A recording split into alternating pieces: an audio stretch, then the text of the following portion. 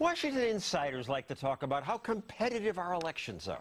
Campaign commercials are vicious, we have debates, elections are often close, and that's all true. But that doesn't mean that Washington's overlords actually allow open competition. They rarely do. Elections are basically limited to Republican versus Democrat.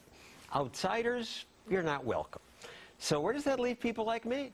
I don't like some of the choices offered me by the two big parties. Democrats want government control of the economy and many other things. Republicans often want government control of our personal lives. I don't want government to regulate every inch of my life, and that's why I'm a libertarian, and I often vote for the Libertarian candidate, even though they always lose. So far, could change. And I'll probably vote for the Libertarian again this year just to make a statement. And because of that, Ann Coulter wants to drown me? Really? That's what you wrote? You want to drown libertarians? You're voting in New York? Yeah. No, that's okay. I don't think My vote won't Republicans matter. have...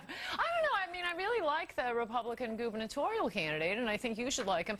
But those are the libertarians I said I wanted to drown. There are a lot of very important elections, and you cannot tell me there is no difference between the parties. A lot of the reason they are so similar... certainly the Republican Party is the more libertarian party. The reason when Republicans are bad, it is often because you have to be bad to get a vote. If you want to make a point, go. I want individual... I'd rather have you go out and create vandalism than cause Republicans to lose the Senate. If Republicans don't take 53 or 54 Senate seats, we're losing 2 in 2 years. Even if we get a Republican president, Obamacare is not going to be repealed. You are not going to have any concept of privatizing Social Security. We lose everything. You don't have a fighting shot. This is such an important election. And Democrats don't have to put up with this nonsense. They don't have their equivalent of the Tea Party or Libertarians. When Greens run, they run in states like New York or California where their vote, it doesn't make a difference. If you're a Libertarian in Mississippi or Utah, fine. I will not waste my time flying out to drown you. But if you are voting in one of these tightly contested Senate races, Louisiana, Alaska, Georgia, you're going to cost Republicans the Senate, and that's it. Libertarian Party candidates are more competitive this year and may sway some elections. In Virginia, Libertarian Senate candidate Robert Sarvis is polling at about 6%.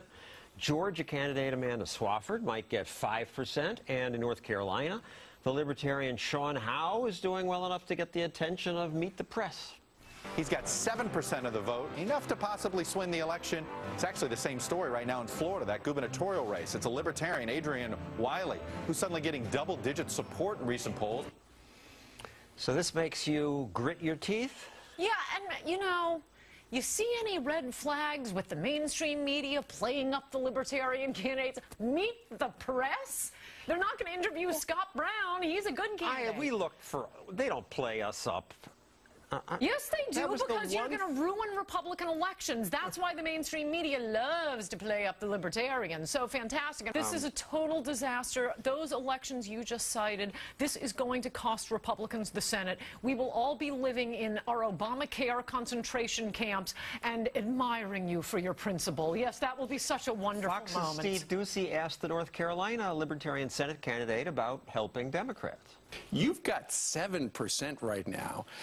You could be a spoiler. I'm very happy to give people an alternative to the two corporately controlled candidates that are offered by the Democrats and Republicans in this race. I want to kill him. There is also evidence that Libertarian votes don't just get taken from the Republican. That is absolutely not true. That is absolutely not true. Well, it's a Washington Post story. That doesn't mean it's true. Yeah, of course. It means it's not true. The Virginia governor's race, Terry McAuliffe beat Ken Cuccinelli, and the Libertarian got 6% of the vote. Some Republicans groused that his presence on the ballot hurt Cuccinelli, but the reality is it didn't. The exit polls show without Sarvis, McAuliffe would have won by about the same margin. Some Libertarians stay home, and ridiculous. Some would have voted for the Democrats. No, this is ridiculous. This is like saying Ross Perot didn't cost George Bush the election. Everyone knows of the two parties which one is closer to the Libertarian. Influence the Republican Party. Run in primaries. Do not be the spoiler to hand the United States Senate, the entire government, over to Democrats, whom I promise do not share a single principle with you.